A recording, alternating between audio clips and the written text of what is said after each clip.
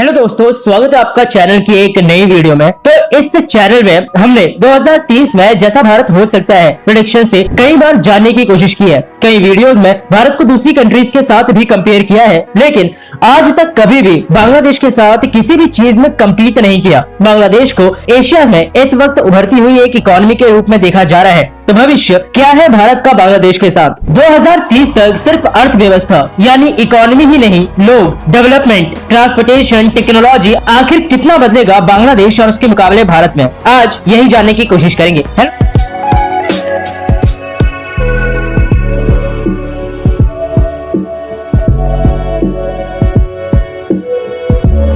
2030 में चलते हैं और शुरुआत हम लोग करेंगे इकोनॉमी यानी कि अर्थव्यवस्था के साथ। आज नॉमिनल जीडीपी यानी ग्रॉस डोमेस्टिक प्रोडक्ट के मामले में ओवरऑल हम लोग काफी ज्यादा आगे हों, लेकिन एक चीज आपको पता है कि गरीबी इंडिया और बांग्लादेश में भी आज भी मौजूद है। मतलब इस वक्त IMF एस्टिमेट्स के हिसाब से 3.04 यानी 3.04 ट्रिलियन डॉलर से ज्यादा है हमारी इकोनॉमी, कम नहीं होती है। लेकिन फिर पॉपुलेशन भी उतनी ही आ जाती है और ये प्रॉब्लम शायद हमें 2030 तक सबसे ज्यादा इम्पैक्ट करने वाली है। बात करें बांग्लादेश की तो 410 बिलियन डॉलर्स इस वक्त एस्टिमेटेड नॉमिनल जीडीपी है बांग्लादेश की, लेकिन 2030 में कितनी होंगी? सबके अपने अपने एस्टिमेट्स हैं। एक यूके बेस्ड फर्म ने बोला है कि 2030 तक बांग्लादेश जीडीपी के मामले में 760 बिलियन डॉलर्स यानी 760 बिलियन डॉलर्स को क्रॉस कर जाएगा। द प्रिंट के हिसाब से 2030 तक बांग्लादेशी भारतीयों से ज्यादा अमीर होंगे, जबकि कुछ एक्सपर्ट्स 800 यानी 800 बिलियन डॉलर्स तक का दावा कर रहे हैं कि 800 बिलियन डॉलर्स अचीव हो जाएगा। लेकिन सबसे सेफ साइड क्या है? 600 से 750 बिलियन डॉलर्स, इसके बीच ही जीडीपी के रहने के सबसे ज्यादा चांसेस हैं।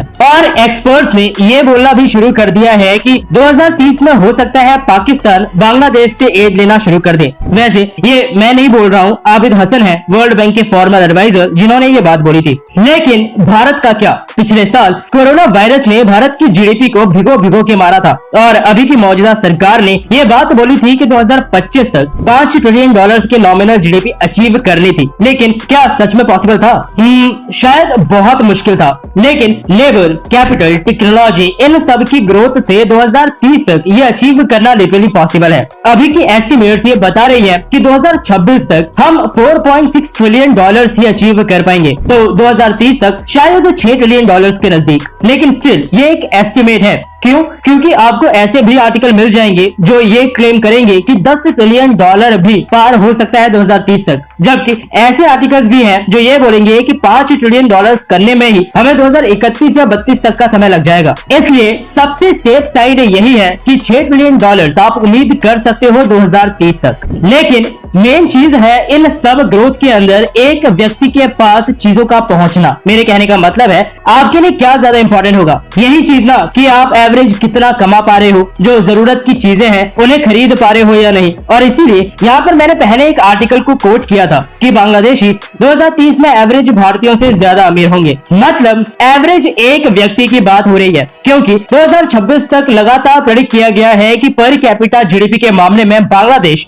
भारत से आगे रहेगा। पर कैपिटा का मतलब आसान सी भाषा में है कि एक साल में देश के एक व्यक्ति के पास कितना पैसा आ रहा है। और ये समझना कोई रॉकेट साइंस तो है नहीं कि अगर पर कैपिटा जीडीपी बांग्लादेश की ज्यादा होगी तो ये बोला जा सकता है कि एवरेज बांग्लादेशी एवरेज इंडियन से ज्यादा अमीर रहेगा। लेकिन इसका कारण क्या है? देखिए, कारण काफी सारे हैं, लेकिन एक को मैं कोट करता हूँ और वो है पॉपुलेशन। वैसे आज जितनी भारत की पॉपुलेशन हो चुकी है, अगर ये इस वक्त कोई भी प्रॉब्लम क्रिएट नहीं भी कर रही होती ना, तब भी इस पॉपुलेशन को कंट्रोल करना जरूरी हो चुका है। इस साल अप्रैल तक इंडिया के पॉपुलेशन का एग्जैक्ट फिगर ये था जो आप अपनी स्क्रीन पर देख रहे हो, यानी कि लगभग 140 करोड़। और UN department of economics and social affairs के एस्टिमेट्स के मुताबिक 2030 तक 150 करोड़ को क्रॉस कर जाएंगे। यानी कि भले ही जीडीपी बढ़ेगी, लेकिन खाने वाले लोग भी देश में उतने ही बढ़ जाएंगे। बांग्लादेश की बात करें तो उनकी पॉपुलेशन इस वक्त 16.6 यानी 16.6 करोड़ के आसपास है और 2030 तक कितनी होगी? लगभग 17.8 करोड़ के आसपास। तो फिर एक और सबसे इंपॉर्टेंट चीज जो इस वक्त इंडिया में है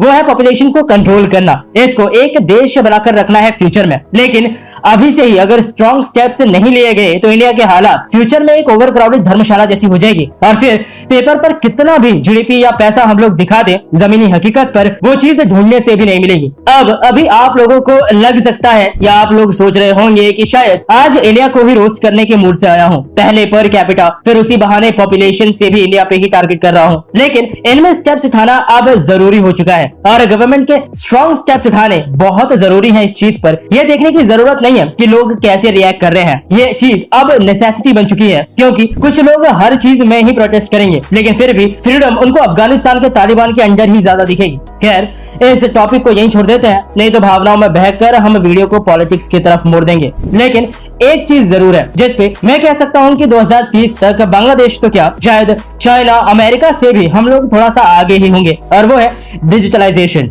आज अगर आप धनिया खरीदने भी मार्केट में जा रहे हो तो शायद उस 5-10 रुपए का पेमेंट भी सब्जी वाले को उसके QR कोड को स्कैन कर उसे कर देते हो, और ये चीज मैक्सिमम इंडियंस आज के समय में करते हैं। डिजिटल पेमेंट के मामले में चीन, अमेरिका, साउथ कोरिया सबको पीछे छोड़ चुके हैं हम, और 2030 तक 700 बिलियन डॉलर्स तक की बिजनेस अपॉर्चुनिटीज इंडिया में डिजिटलाइजेशन की वजह से और बढ़ने वाली हैं। पिछले कुछ सालों में इंडिया में डिजिटल क्रांति देखने लायक रही है। अब आपकी मर्जी है, जिसको चाहो उसका क्रेडिट दे दो, लेकिन इस डिजिटल क्रांति ने इंडिया के गांव-गांव के इलाकों तक इंटरनेट को पहुंचाया है, लोगों को इससे फेमिलियर बनाया है। लेकिन फिर भी इंडिया की एक बड़ी पॉपुलेशन आज भी ऐसी है जिसने आज तक इंटरनेट यूज नहीं किया, और हर रोज नए लोगों तक इंटरनेट पहुंच रहा है। तो सोचिए, इंडिया में भी आज वो करोड़ों लोग जिनके पास आज इंटरनेट नहीं है, जब वो इंटरनेट से फेमिलियर होंगे, फ्यूचर में इसके बारे में जानेंगे, तो हमारी कंट्री का डिजिटल फ्यूचर कितना ब्राइट होगा। और मेरे हिसाब से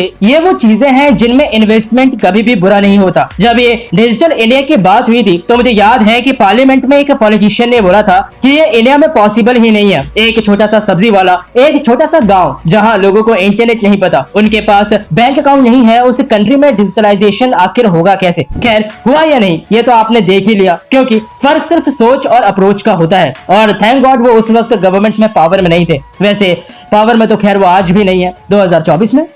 छोड़ो, हम फिर पॉलिटिक्स में जा रहे हैं। और एक आखिरी चीज जिस पे हम लोग बात करेंगे, जैसा मैंने शुरुआत में कहा था, डेवलपमेंट, इकोनॉमी, टेक्नोलॉजी, पॉपुलेशन, सब पे बात कर ली है, रह गया है ट्रांसपोर्टेशन। तो एक चीज 2030 तक दोनों देशों में हो सकती है, वो है बुलेट ट्रेन। इंडिया में तो डेफिनेटली हो ही जाएगी, लेकिन बांग्लादेश में भी ढाका चिटगांव का हाई स्पीड रेलवे प्रोजेक्ट चल रहा है। इंडिया के पहले कॉरिडोर से आधा है ये वैसे डिस्टेंस के मामले में, लेकिन बांग्लादेश के एरिया के हिसाब से काफी अच्छा प्रोजेक्ट है। अगर मेट्रो ट्रेन की बात करें तो बांग्लादेश के अंदर उनकी पहली मेट्रो चलनी काफी नजदीक है ढाका में। ढाका मेट्रो लगभग इस वक्त तक बनकर तैयार हो चुकी है, और उसी तरह से इंडिया में भी काफी सारी सिटीज में मेट्रो का काम चल रहा है, और फ्यूचर में जरूरत के हिसाब से बांग्लादेश के अंदर और ज्यादा मेट्रो ट्रेन के प्रोजेक्ट्स देखने को मिल सकते हैं। बात करें रोड्स या हाईवेज के प्रोजेक्ट की तो काफी सारे ऑनगोइंग हैं बांग्लादेश में और इंडिया में भी, और साथ ही काफी सारे प्रपोज्ड भी हैं। लेकिन प्रोजेक्ट की संख्या इंडिया में ज्यादा है, जो नॉर्मल सी बात है क्योंकि इंडिया बड़ा है, लेकिन एक्चुअल में इंडिया में रफ्तार भी प्रोजेक्ट की कंप्लीट होने की ज्यादा है। मतलब स्पेशली रोड्स और हाईवे प्रोजेक्ट्स की बात कर रहा हूँ, क्योंकि हमारे पास बॉब द बिल्डर है, लेकिन बांग्लादेश के पास नहीं है। और अगर 2030 की बात कर ही रहे हैं तो फ्यूचर ट्रांसपोर्टेशन की भी बात कर लेते हैं, जिसमें पहला है हाइपरलूप। इंडिया में कब तक आएगा? शायद 2028 तक पॉसिबल है वर्जिन हाइपरलूप के हिसाब से, लेकिन फिर भी प्रोजेक्ट में कुछ क्लियर नहीं है। बांग्लादेश में कोई भी इंफॉर्मेशन नहीं है हाइपरलूप को लेकर, क्योंकि शायद कंट्री इतना बड़ा है ही नहीं कि उन्हें एकदम हाइपरलूप की जरूरत पड़े। 2-4 हाई स्पीड रेल के ही कॉरिडोर्स बिछा दें तो लगभग पूरी कंट्री कवर हो जाएगी। और इंडिया में थोड़ा बहुत पॉट टैक्सी और एयर टैक्सी इन सब को लेकर भी बातें हो रही थी, लेकिन क्या होगा ये मैं कुछ अभी कॉन्फिडेंटली नहीं बोल सकता। अभी की लेटेस्ट न्यूज के हिसाब से उत्तर प्रदेश में सबसे पहली पॉट टैक्सी सर्विसेज आ सकती हैं, जो कि जिवार एयरपोर्ट जो कि बनने वाला है उसे प्रपोज्ड फिल्म सिटी तक जोड़ेगी। मतलब खैर सपने तो बहुत है, जैसे जिवार एयरपोर्ट बनाना है, लगभग सबसे बड़ा एयरपोर्ट इंडिया में, उससे semi high speed rail connect करनी है, शायद मेट्रो भी कनेक्ट होगी, पॉट टैक्सी सर्विसेज शुरू होंगी। अब क्या क्या हो जाएगा दोनों ही कंट्रीज में वो तो